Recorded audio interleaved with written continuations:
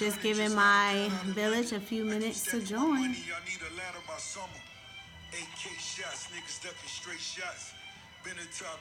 Hi, Mom. Talking like you Mitch, disastrous on the strip.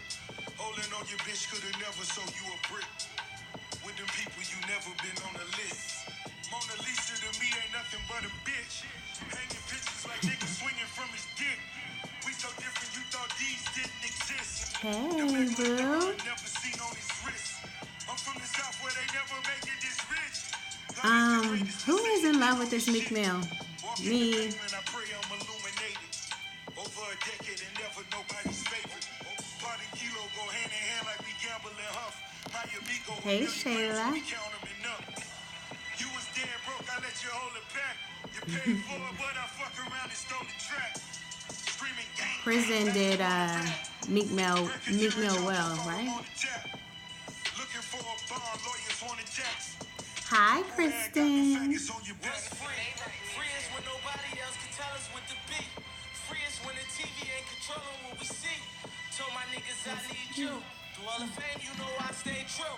Pray my niggas hey, boo. Hi, Luke. Hi, everyone. Told my niggas I need you. Stay up, I know these times ain't true. Real life, was free. Fed investigations, heard they plotting like I trapped. 20 million cash, they know I got that off a rap. I'm hoping that my babies stay asleep this entire time. If they don't, I apologize. Oh, see? One sneaking down. Go to bed.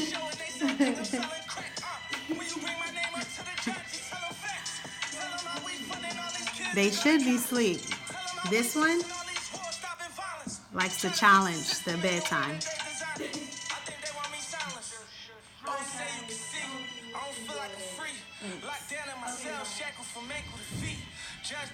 Nosy.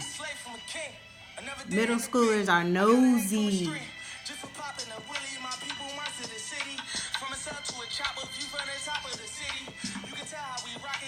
Alright, I'm going to get started in a few because I have a lot that I have to cover. I got this conversation I want to have with you guys.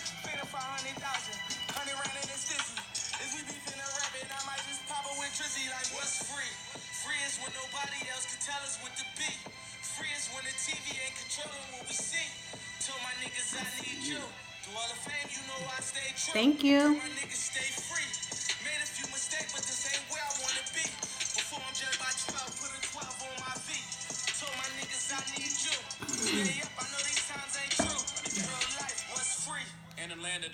Y'all just need to hear this Jay-Z voice. I mean this verse. I'm 50% of Duce and it's debt free, yeah. 100% of Ace of Spade worth half a beat. Rock Nation, half of that, that's my piece. 100% of title to bust it up with my G's. Smokes my niggas won't ever work together. You run a checker, but they never give you leverage. No red hat, don't Michael and Prince mean, yay. They separate you when you got Michael and Prince. Middle school, girl. I got a full 6th grader. My house like a resort, my house bigger than yours, my spot. Come on, man.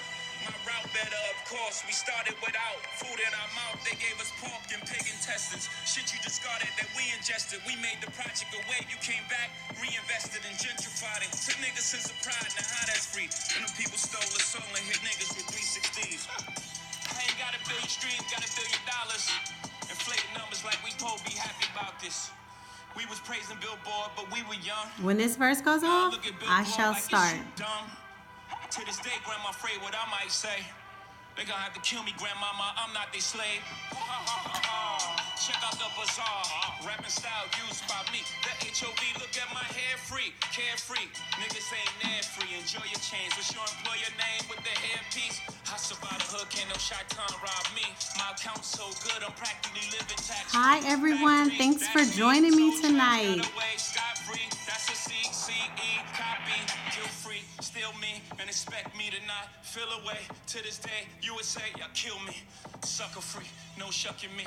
I don't jive turkey. Say happy Thanksgiving, shit sound like a murder to me. Smoke free, all of y'all calling out toll free. Label rob you for millions, yet you wanna put a hole in me. Sugar free, season but I'm salt free. You lay a hand on hold my shooter, shoot for free. I promise World War III. Hi, Ben. Hands free, kill you in 24 hours. The shorter you can't ignore the hand speed. On God, it's off the head, this improv, but it's no comedy. Sign I fail, hell no.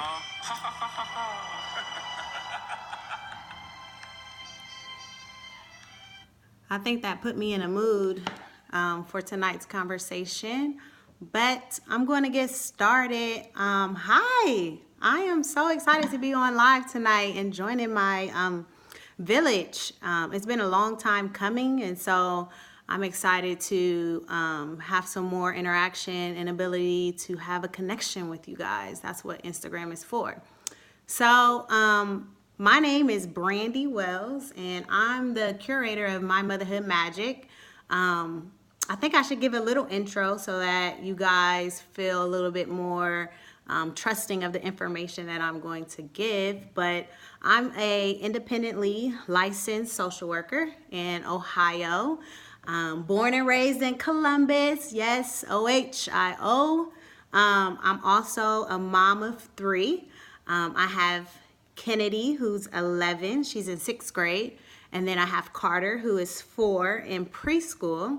And then Kaiza, she is going to be 9 months in a week. So I have kids on all different spectrums that I'm raising, and I have kids that I see through my career of all ages. So a little background about me. I have been doing social service, I should say, the last decade of my life in some capacity. The first thing that I did coming out of undergrad, I worked at Head Start. That is a federal funded preschool. It helps connect low-income families to preschool, and so I helped families enroll and get resources in the community to help their kids transition to kindergarten, because we all know that preschool is really a preventative program for kindergarten and early success with that 3rd grade guarantee, which is a test that kids take. I then went to Abraxas Counseling Center, where I did some drug and alcohol counseling for 12 to 18-year-olds in the juvenile justice system. And that way I was really advocating for young kids who were really trying to break cycles of addiction. And that was a very hard job because, as you know, once your record runs, it keeps running. It's a paper trail, right? And so I decided to go back to school because I wasn't kind of climbing any ceiling. I had got kind of stagnant in my career. And so I moved to get my master's in social work. And so when I got my master's in social work, I began to work at Nationwide Children's Hospital. It's one of the best children's hospitals in the nation. And I began doing early childhood mental health in a 0 to 6 population. Hi, Ashley, thanks for joining me. In the 0 and 6 population in child welfare. So I was really working to connect children with their families and also help children who were in foster care systems, and really trying to do some parent-child work, really coaching parents and giving parents tools and skills to reunify with their children that have been removed. So as you can imagine, working in child services, that was like very draining, right? I was hearing stories of like kids kind of hitting a plateau, or parents who needed resources or were trying to navigate systems, and it was so challenging and so hard. And I feel like I wasn't making an impact because the systems that are in place aren't always for us. And so they only give you a little bit, but they don't always give you enough to be successful. So I started experiencing a lot of vicarious trauma, which is I was taking on the trauma of others. I was hearing kids get broken out of their families, and it was a lot. And I decided that I was going to move to a school district. And so now I work in a suburban school where I'm the district mental health specialist. And I help kids who have an array of social and emotional kind of deficits in the school system. And a part of my job is advocating for those children, really challenging teachers' perceptions of children who have challenges, who are successful, because what we know is that all kids need more support, and they need to be seen as being children that aren't just there to learn and to sit at desks and to kind of have this lecture style of learning. And so I'm there to really be a middle person to help advocate for student success. So what kind of brought me to my motherhood magic is that I was really working with all these children and having children, like raising children myself. And I was like, this is information all parents should know. Why don't anyone without having a kid who has a deficit have this information readily available? Why are we waiting until a family gets in crisis till they're, getting taken away from homes or suffering from some addiction? Why do we have to intervene at a point when the outcomes are going to be they're going to be hard to be successful? So let me try to do some prevention. Let me give the information that I'm learning to regular folks like me, because what I know is when I had Kennedy when I was 22 is not the parent that I am today with my 9-month-old, because I know more. And so I'm like, I need to share this. I am not an information hoarder at all. I don't enjoy people who try to withhold information. I'm really a person who's like, if I know something, I'm going to give it to you, because what is it to keep it to myself? That doesn't do anything for me if everybody around me doesn't know this. So that was why I curated my Motherhood Magic, because it was really a way for me to bring some practical parenting knowledge to people around me, to really talk about breaking generational cycles, thinking about sensory integration, and tools that I teach students every day and bring it into homes of everyday parents. And so if you check out my blog, mymotherhoodmagic.com, you'll be able to see some of that kind of what I do at home and how I integrate my job with parenting. And so that's why I'm here. So I hope that gives you a little background to who I am, because I have just been doing this a lot, and it's just time. It's just time. So I'm going to kind of every Monday select a topic, and then I plan on just kind of discussing this topic, and then at the end taking a few questions from you guys. So just a little kind of, not ground rules, but just some things that I like to keep in mind while I'm on live is that first, I want you guys to tell me your name. I want you to tell me what city you're from, because that's important. I need to know who you are. You know who I am. Tell me your name, tell me where you're from, and tell me the ages of your children. Tell me what we working with. We got little babies on here, moms of little babies. We got single moms. We got people who potentially want to be parents. I like to know who my community is. So yes, leave your name, where you're from, and your children's ages. Also, I want us to get away from shaming. There's no parent shaming on here. There is no right way to do anything. I'm not on here to bash one another, for us to feel like, oh, she's doing it right, I'm not. Everyone is on their own journey. We're all in this together. We all have things that we do well and things we have challenges with, and that's why we're here. And so I don't want us shaming any way that someone is trying to raise or potentially raising their children. And lastly, this is a safe place. So with that being said, I just want you guys to feel comfortable, but I want you to also trust the information as valuable. I want us to feel like this is a positive space. I don't want bad vibes, obviously, because I really want this to be something that we both get something from. So thank you for sharing that. Hey, Tiff, you ain't late, girl. You right on time. You already know who I am. So with that being said, I got a lot of topic questions from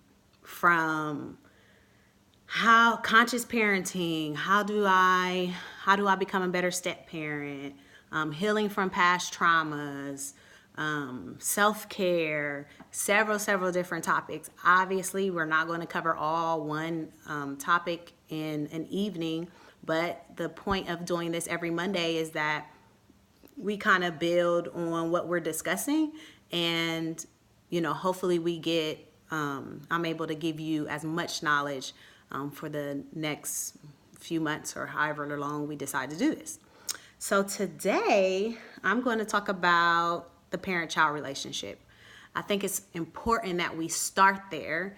I got a lot of questions around punishment. How do I discipline my child? How do I punish them? How do I do consequences? How do I make my kids listen? That's a big deal, right? Like, how do I get my kids to listen to me? And that's all well and good, because we all want compliant children. We all want children who, when we say do something, understands that. But sometimes we have to do some internal work in order to get what we want. And that means that we're looking at, what am I doing as a parent? Am I doing my best job as a parent? Am I showing up as a parent to get what I need from my child? Because there's a lot of work to be done. So before needing compliance from our kids, how are we establishing a relationship, a mutual relationship, where your children feel like, hey, I want to listen to my mom because I trust what she's saying is valid. And so we're going to start there. I like to talk about kind of misconceptions. We got these things that people say, especially like older generations, like, you're spoiling your kids with too much love, or you're holding your baby too much. Put the baby down. Let the baby cry it out. It's okay for the baby to cry. Or, they should know better. I get that one. They should just know. Kids should just know. And I'm like, kids don't know. They're kids, right? You should pick up your baby when it's crying. So I really want to talk about those misconceptions, because all of those honestly are false. Those are false narratives. Those are things that just aren't true. If your baby's crying, guess what? It's because your baby needs soothed. If your toddler is tantruming, it's because they need a need being met. If your child doesn't know something, it's because they may not know. And so we really have to work on some of those misconceptions and dismissing some of those things that they're just not right. And be okay with looking things up and saying, like, you know what? Is it okay for my baby to cry for hours? Or is it okay for me to hold my baby? There's so much information. Google is amazing. Hi, Tenzin. So it's information that's out there. And so those are just false. And so I want to move at a place where we talk about having a balance of love and limits when raising our children, because everything needs to start with love. You have to lead with love. The more our children feel connected to us, the more prone they are to listen. So I want to say that again, because this is key. The more our children feel connected to us, the more prone they are to listen. That's it. Because if I trust you, if I care about you, if you care about me, if our relationship is mutual, then I'm going to buy in to what you're saying. Now, I'm not saying your kid's going to be perfect and they're not going to cry and they're not going to tantrum, because that is going to happen. Because that's natural. That's their ability to learn how to develop. They're trying to, figure out the world. So nothing's just perfect. But you should always lead with love. So, and I say this because I work with kids every day who parents can be super authoritative. And when I say authoritative, they lead with fear. They're like fear-based parents. They threaten, or they just have really harsh tactics. And a lot of times it doesn't work because kids don't feel like their feelings are being understood, and they begin to associate their needs being met with fear.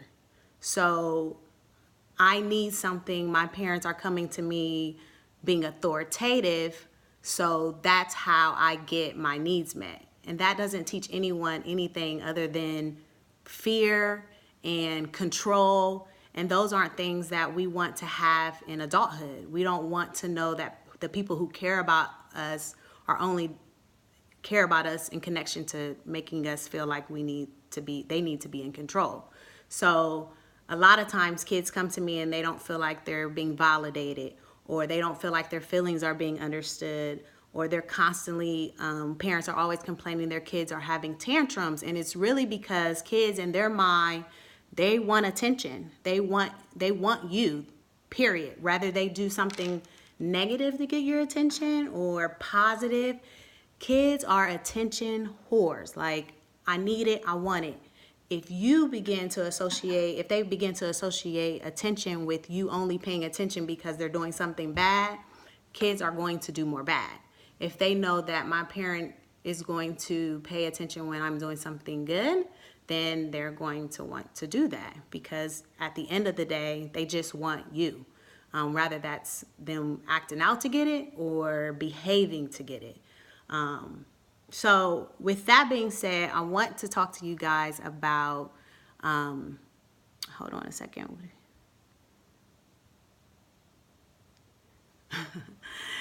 Your kids testing you, right?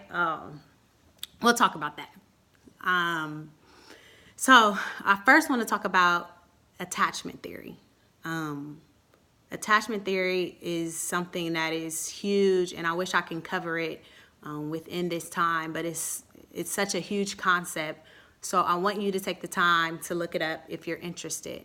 But I'm going to try to pull out some key methods when it comes to attachment, because I talk a lot about attachment parenting, where I have hashtags attachment parenting when I'm breastfeeding, or when I'm making a connection with my girls. I'll talk about what is attachment.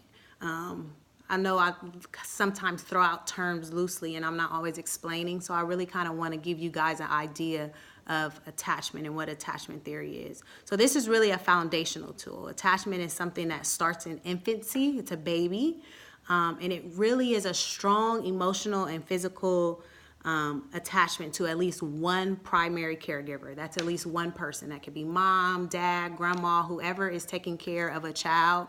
That's their way of bonding, of responding to the need of the infant. So a lot of times we talk about when a baby is crying in infancy, usually there's a strong connection when the parent, the mom, is giving attention to that need, really trying to figure out what is that need. Your baby's crying, they're hungry, you feed the baby. Your baby's crying, needs to be changed, you change the baby. The baby begins to understand that the bond is mutual, and that when they try to communicate, their needs are getting met, vice versa. And so the more attached your children are to you, especially in infancy, there is a lot of research that says they just become more successful as adults because of this early attachment. There are 4 types of attachment, but for time's sake, I want to talk about one there's one in particular, and that's a secure attachment. That's when the needs of the child are being met. And one thing about secure attachment, it's when your child trusts that the needs are going to be met, but not just met, but appropriately and in a healthy manner. So it means that when they need something, we're not yelling, we're not doing it out of frustration, but that we're really gently regulated, trying to fill the need of our child. So why is this important? Why is attachment? Why am I talking about it? Why is it important? And we'll get to the bigger picture because I understand all you guys don't have infants. But why is it important? First, there's three big ones. Brain development, literally.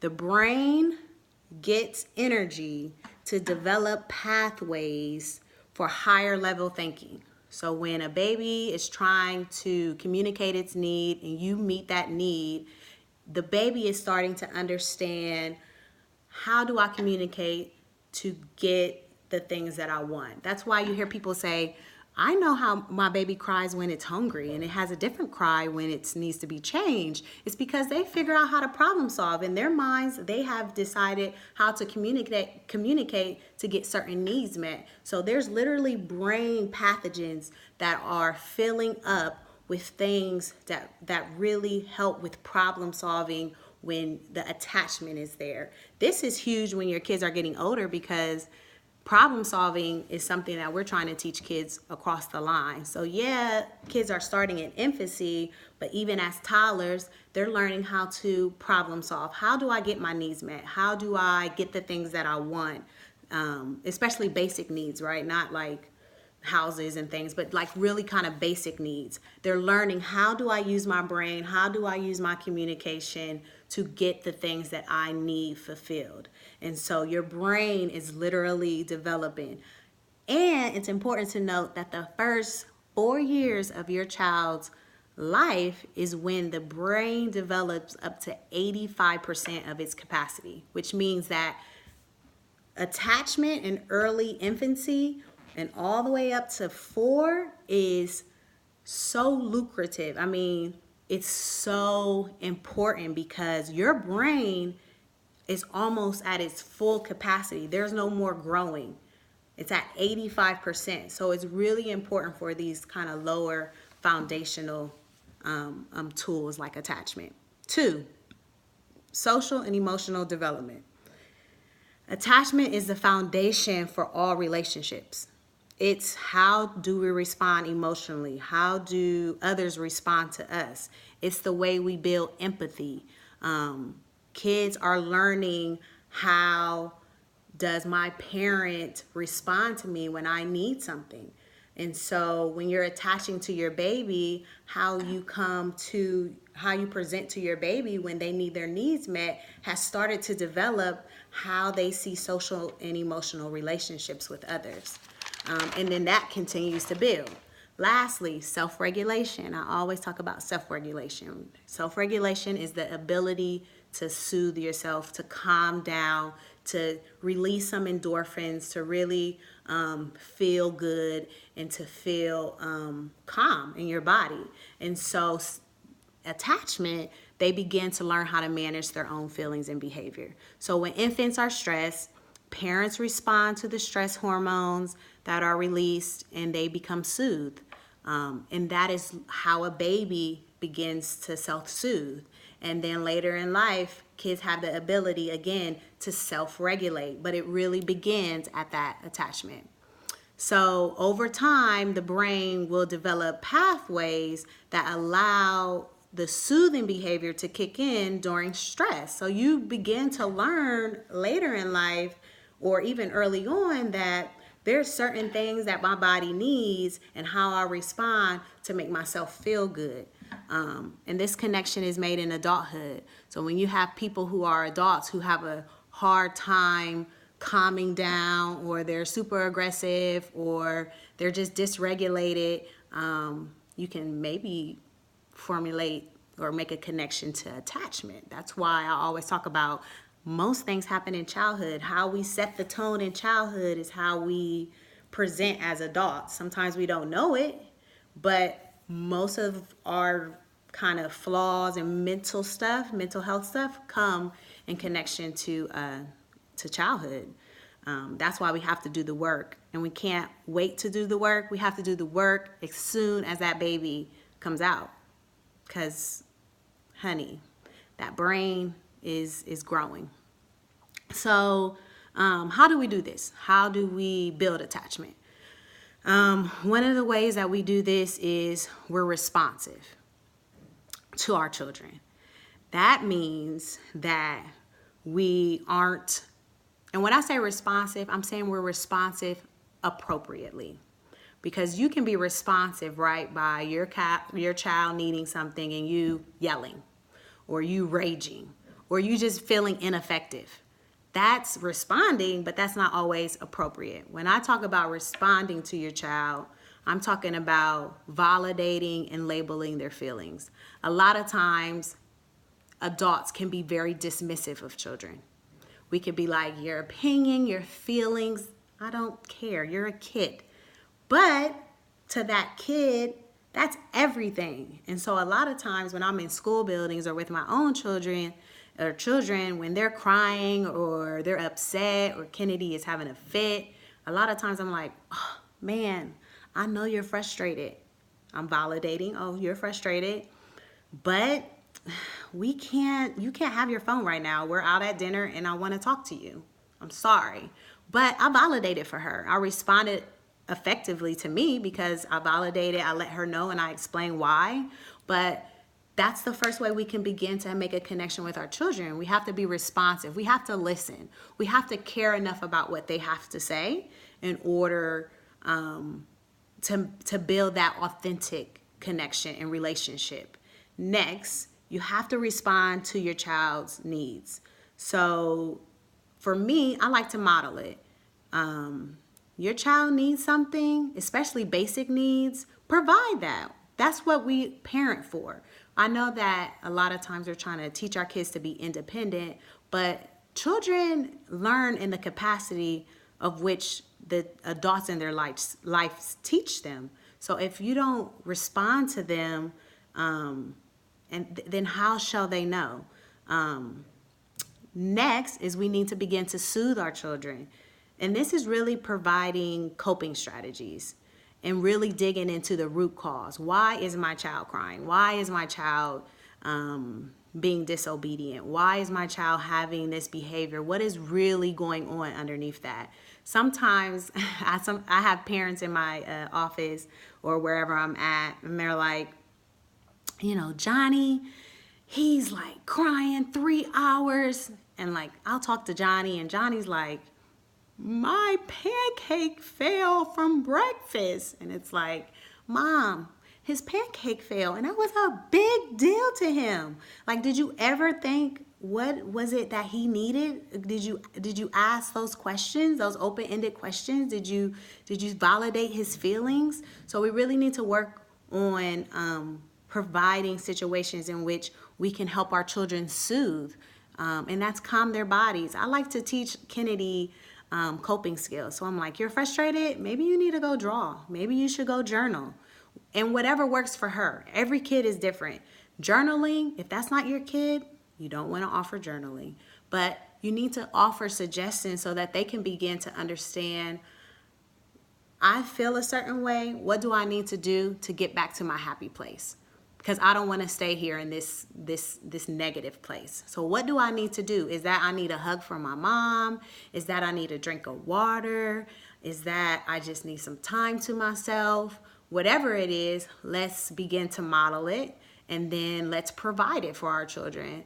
A lot of times I'm modeling by getting frustrated myself. There's times where, I'm like, I need a timeout, or I'm going outside, or I'll take a deep breath and I'll show them I am trying to calm down. I am trying to show up as my best self. Let me do what's necessary to get myself back to feeling good. So model it so that they can begin to see that. Another way in which we can build attachment is spending time. I know we work, and there's so many demands placed on adults But we have to learn how to prioritize our time with our children. They are only children for so long. Your career, your other hats that you wear in life are important, but raising children that you decided to birth is just as important as those, because they do become adults.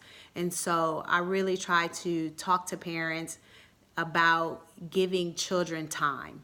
And that doesn't mean you have to spend an evening going to the zoo or making some elaborate dinner. Like 5, 10, 15 minutes. Sometimes there's moments when I can only check in with Kennedy. So it's almost bedtime. I haven't checked in with her. I'll go in her room and we'll just talk about her day, things that happened, what went successful, what didn't. But those were her 5 minutes that I gave her time to build a connection with her mom. And so we really have to try to give our children individual time, but also just giving them family time. And so eating dinner at the table together, really finding time to bond with your children, that really helps build a bond in a healthy relationship with one another. It also gives them time to debrief. I know there's moments as adults where we need time to talk to our spouse, talk to our mom, talk to people in our life to help us navigate or help us feel better or help us validate how we felt. Kids need those same things. Oftentimes what we need as adults, kids need as children. And so really finding the time to connect with your child and let them know that they're specially made is important. And so a lot of times, you make it work. 5 minutes. You got 10 minutes. You got 15 minutes. Double dip. You got multiple children, do 2 at a time. Take one with you to the store, keep the rest back. Really try to be creative in trying to find time to be with your child. Engage in physical contact. That's huge, because I have a lot of parents who have reservations about touching their children, especially our young boys. I cannot say this enough. It is okay to give hugs and kisses and cuddle with our young man. They need that. They deserve that. How is one supposed to be nurturing as an adult if they are not nurtured as children? It is okay to get kisses and hugs as long as it is safe. And I also have that conversation with my girls around, we don't give all people hugs and kisses. That's not safe, right?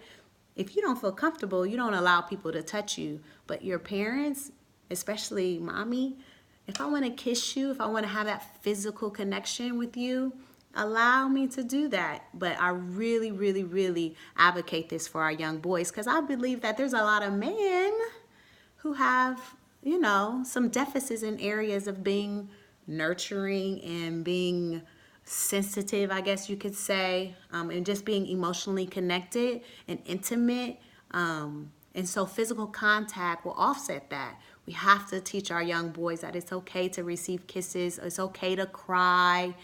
Those things that we tend to label as female things, it is okay for males to feel that way too. There's no gender specific way to navigate emotions. But please touch on your children, love on your children. And lastly, play.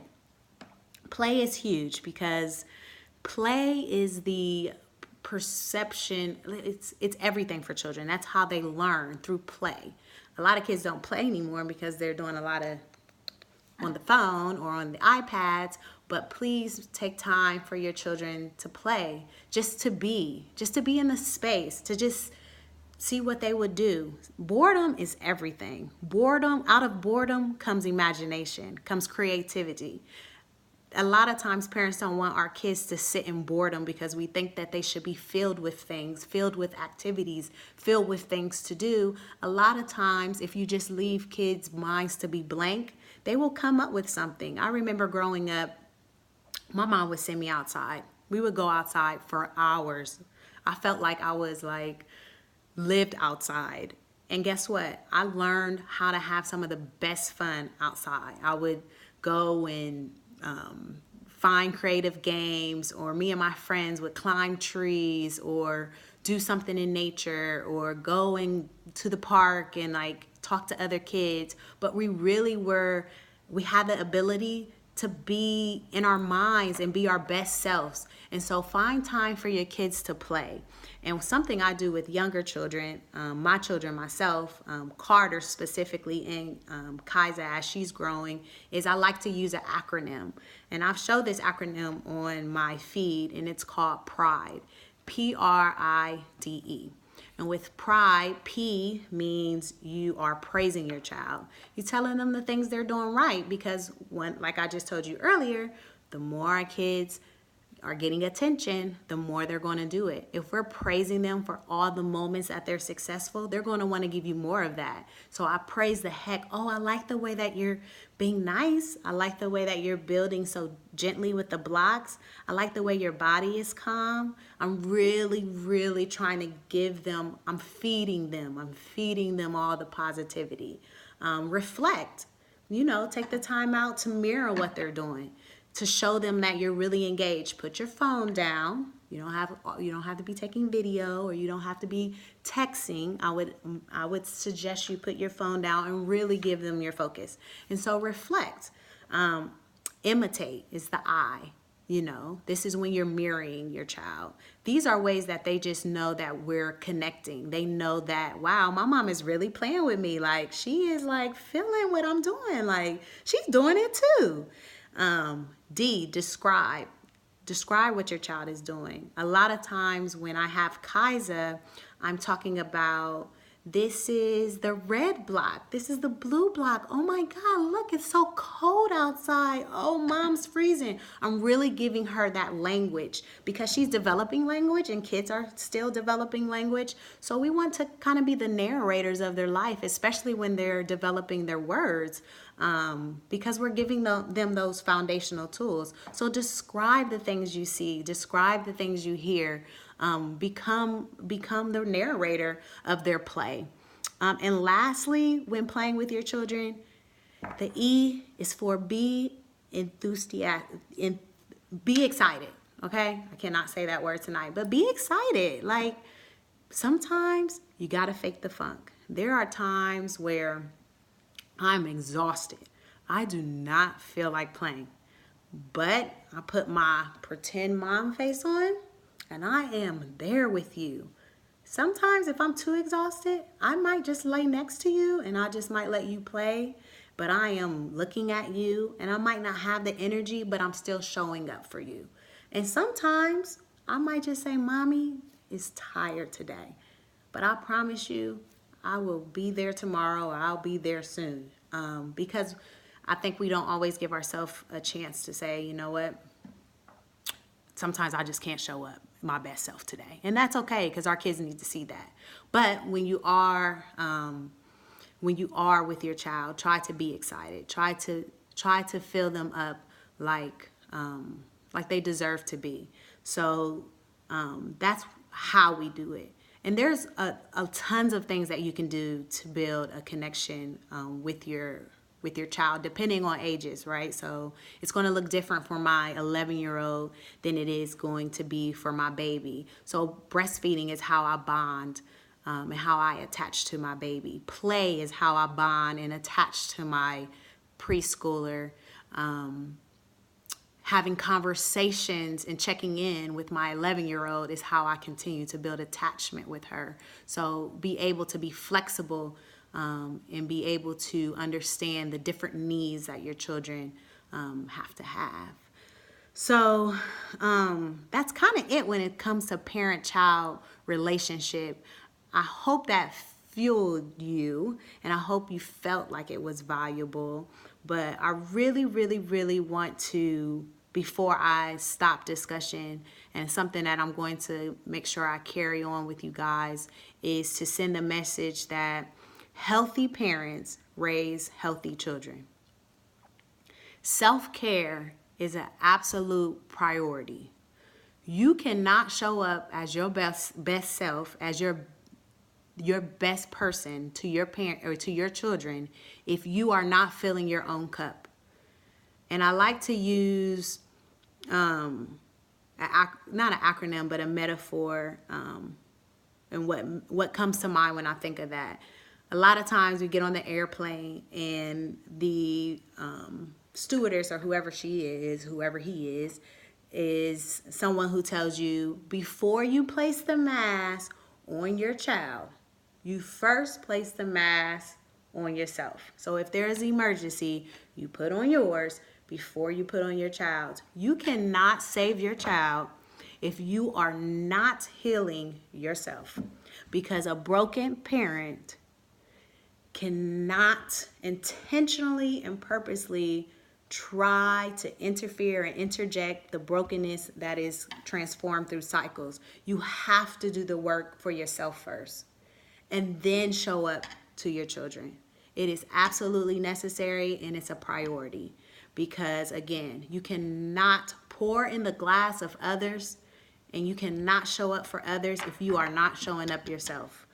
And so please, please, please remember to put your oxygen mask on first before you try to save your child.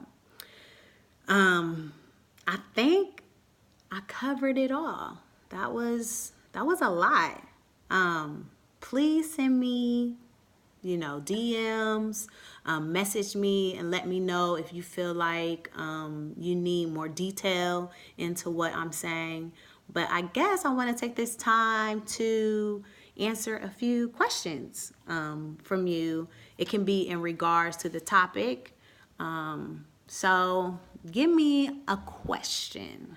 And I probably should look through here because I'm sure you guys have been asking questions while I have been online.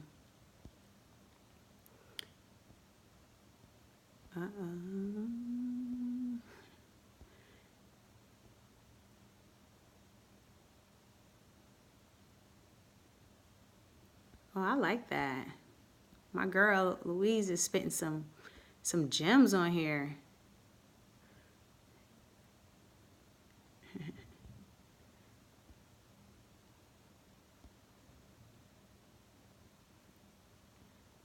I like all this feedback. I'm going to take this.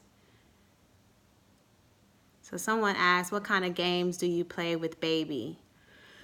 So, I don't know if you could say games. I guess for me, I do games like we obviously do a lot of singing, a lot of songs that are repetitive, because that's important when learning language, especially early. Repetition is key. So we do a lot of pickaboos and we do a lot of we do a lot of songs. So I'm trying to think of our songs off key, but You Are My Sunshine, The Itsy Bitsy Spider. Recently, she's learned how to toss the ball. She loves seeing things fall. I think it's just cause and effect. She loves seeing things drop to the ground. So she's always like throwing things and then waiting for me to recover it.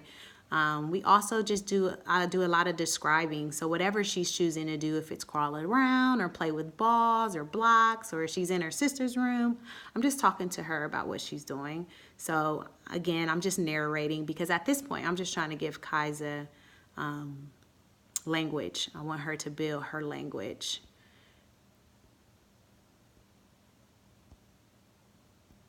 I'm looking for more questions. My husband asks, where are your kids at right now? With you? Holding it down, my better half. He always hold me down. I love that guy. How did you coach your family to respect your method of parenting? Good question. My mom is on here right now, I'm sure, but I set boundaries. My mom values how I raise my daughters. If you do not value the way I raise my daughters, then you simply aren't around my daughters, because I am very serious when I am cultivating them to be their best self. And if you come in the way of doing that, then that's just a boundary that I have to accept. But I tell my mom sometimes, like, Mom, we don't do that. I challenge her. It's important. You know what? It's important to challenge the people in our family, because I think they are especially old school, they habitually just think of how they were raised, right? Oh, my era was the best. And when my mama was raising me, she would make me go get a switch and all that. And sometimes I simply be telling my mom, like, Mom, that is not healthy. That was not okay. You should have not had to go get your own switch and get hit. That is not effective.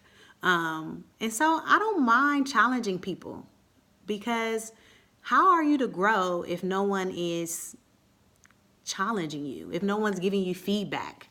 But does my mom spoil my daughters and give them an extra cookie or a piece of candy when they don't want to? I have learned to pick my battles. She is their grandma, and that's a special bond that they have. And those little things that she does allows them to feel the connection with her. They have an attachment with her. And so I let them, I pick my battles. I know what to do. But the things that I hold of value, I'm willing to challenge that or set boundaries.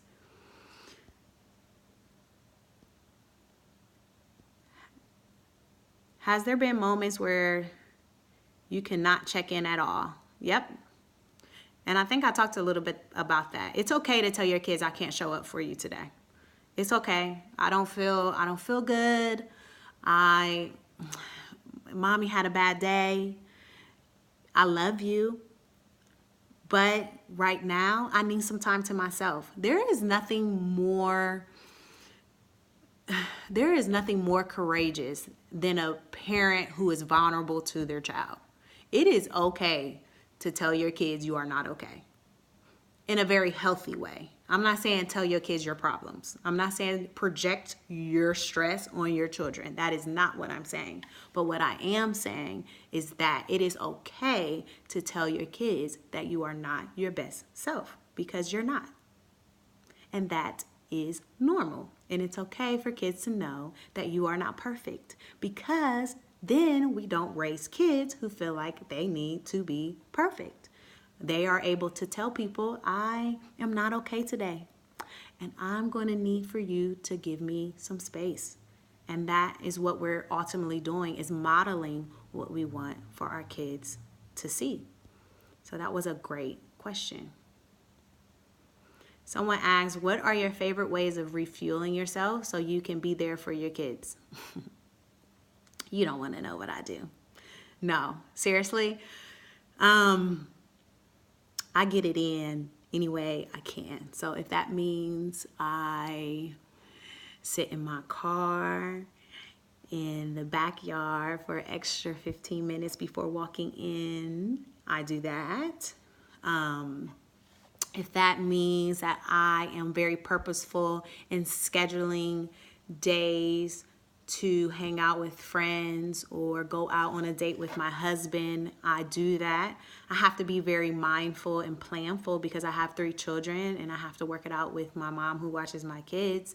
But I am very intentional about setting aside times for myself. Recently, I have began working out at 6 a.m. because it was the only time.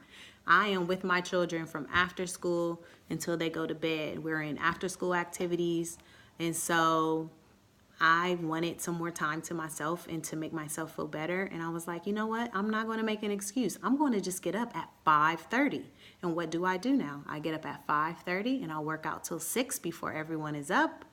And that's my way of refueling, but really not finding excuses on why I can't, but figuring out ways that I can. And trying to just be creative, if that's just like small moments.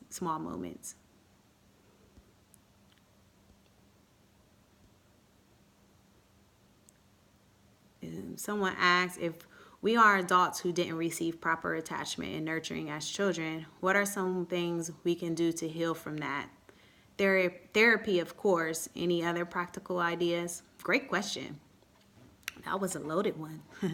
No, I have a lot of parents who also have trauma histories. But what I tell them is that in order for us not to repeat cycles of trauma, we have to be intentional about how we are child rearing. So if you know you come with trauma, first you obviously need to be in therapy and doing some self-healing, but be who you wanted yourself, be who you needed when you were young. Use your trauma to be reflective. Use those negative and unfulfilling cycles that you had as a child to be who your children need to be today. Be self-reflective, journal, give yourself time to discover what you needed and what you need to provide with your children, and that's going to take some intentionality. That's going to take you to really do some tough work, because you're going to be triggered also by building connections with your children that you didn't have because you didn't have it. And so sometimes that brings on bad feelings because it's reminders of all that stuff that we had to grow up with, right? But you have to push past that in conjunction with therapy. You have to. Someone asked, how did you work with Carter on reading? Any tips? As a new teacher, I'm struggling with ways to introduce reading to students who already are recognizing sounds and letters. One thing I do with my daughters is we visit the library regularly. The library has some beautiful free resources for early reading readiness. I also have always valued books. So before I place a TV in a room, there are bookshelves full of books. The only reason why I believe my children are readers are because they have books around them since were infants. It was like an extra activity for them. It was nothing that was like, we have to learn, we have to, it was like play, right? It was like, you got books, you need to come over here and read these words. So I really tried to cultivate books and rotations of going to the library to really begin for them to know that it's part of their everyday living. Like, we're always reading, we're always information seeking. And so it became quite natural. But as far as programs, I did flashcards. I talked to her teachers. I use what they're learning in the classroom. She goes to Montessori. They do a lot of awesome things to teach reading. I would look up some online tools. There's some great apps. Oh my God. So I'm a huge advocate for Endless Reader. It's an app. I think it's on iOS and Android, but it's called Endless Reader. And it really begins to help kids formulate their diction and things like that. I'm going to answer a few more questions because I have to get back up at 5:30 in the morning to go work out. Somebody asked this earlier, but what are ways to get your spouse on board with this type of parenting? Well, that's a challenge. I get that question a lot because I guess it's a countdown. It says I have 2 minutes remaining.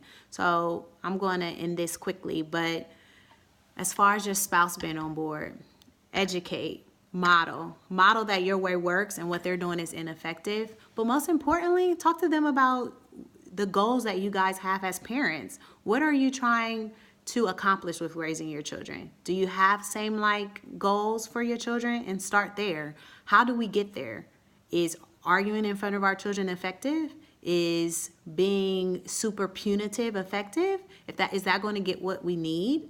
Sometimes you have to pick and choose your battles. There's times where I don't agree with what my husband is doing, but I always have to remain on his side because I need my children to know that we run a tight ship and we believe in one another, because then they know that it's unwavering, but it makes for conversation later. And if he feels valid, I'm not, just because I do therapy doesn't make me the expert. We're raising children together. So a lot of times I kind of just let it go. But if something that truly is a value of mine and something that I really want, I would hope that my husband understood that and loved me enough as a spouse to respect that I'm trying to do the best I can when raising our children.